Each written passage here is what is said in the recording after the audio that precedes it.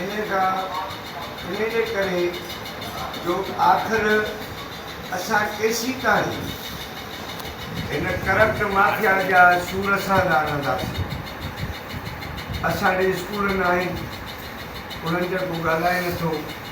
असां वटि हालत इहा लॻी पई आहे जो सुबुह जो उथूं था त मासूम ॿारनि जे हथ में कलम जी जॻह ते कंहिंखे ताश आहे, कंहिंखे लूडो आहे, कंहिंखे भंग आहे, कंहिंजी लॻी पई ॾंग आहे।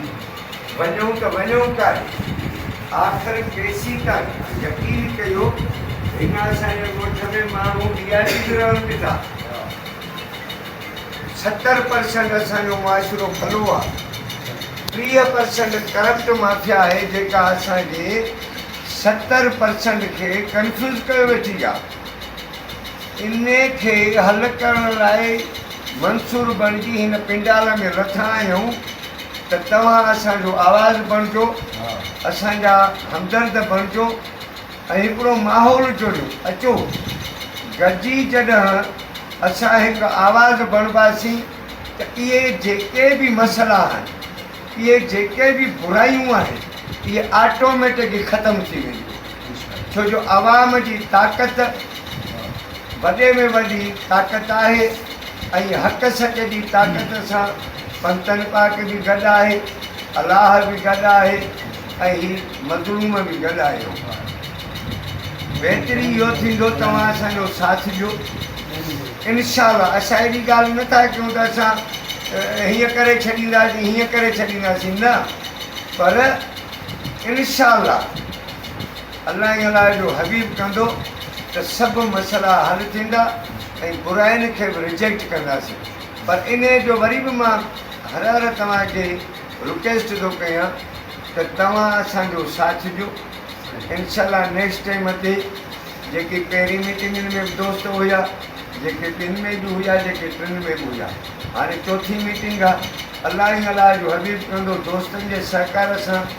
साईं मशहूरी साहिबु आहे, नवाज़ दारी आहे, भाऊ नेमत आहे, आसिफ राजपरे जो थोरो कमु थी वियो इन करे न अची सघियो। पंतनि पंजनि जो हिकिड़ो माहौल ठहियलु आहे ऐं उन्हनि सां गॾु असांजो हीउ बि कचहरे जो आहे ई रंग इहो। शकील साहिबु आहिनि, वकील आहिनि, दानिश्वर आहिनि, अदीब आहिनि, दोस्त आहिनि, सभु गॾु इन करे चाहियूं त आख़िर हल इहो ई आहे। जॾहिं असां मंसूर पंहिंजी पिंडाल में अची ऐं वोट ॾेई ऐं हिननि खे मुनाफ़िक़नि खे मुंहुं तोड़ जवाबु ॾींदासीं तॾहिं सभिनी जी जान छुटंदी। ताकी असांजे हितां हलिया बि वञूं त असांजो पोयर चवे त सलाम आहे हिननि अज़मतुनि खे, सलाम आहे हिननि रूहनि खे, सलाम आहे हिननि जाखोड़ींदड़नि खे जिन पंहिंजो टेम कढी असांखे हिन मुसीबतुनि मां कढी हिकिड़ो पाक माहौल ॾिनो आहे। हाणे उन माहौल खे पाक करण लाइ तव्हां दोस्तनि जो साथ खपे। अलाह तव्हांखे सभिनी खे आबाद कंदो, पंतनि पाक जो सायो हूंदो ऐं इनशाअल्लाह तव्हांजो जेको नेक्स्ट टाइम आहे हाणे त ईद बि अचे थी सघियो त विच में मतिलबु तव्हांखे तकलीफ़ जो हिकिड़ो चकर अञा मीटिंग थींदी।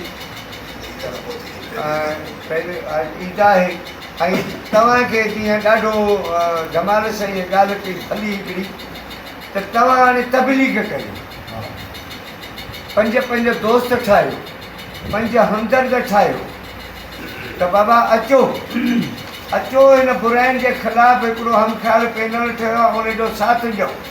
इनशाअल्लाह असांखे उहिदनि जी ज़रूरत न आहे।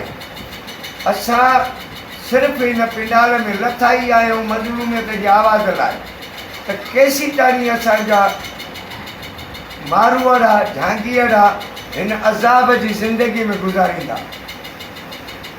उन अज़ाब जी ज़िंदगी खां निजात ॾियण लाइ हिकिड़ो ई आहे फ़लसफ़ो, हम ख़्याल जो तव्हां आवाज़ बणिजो, हम ख़्याल वटि अचो, हम ख़्याल सां रूह रंगियो।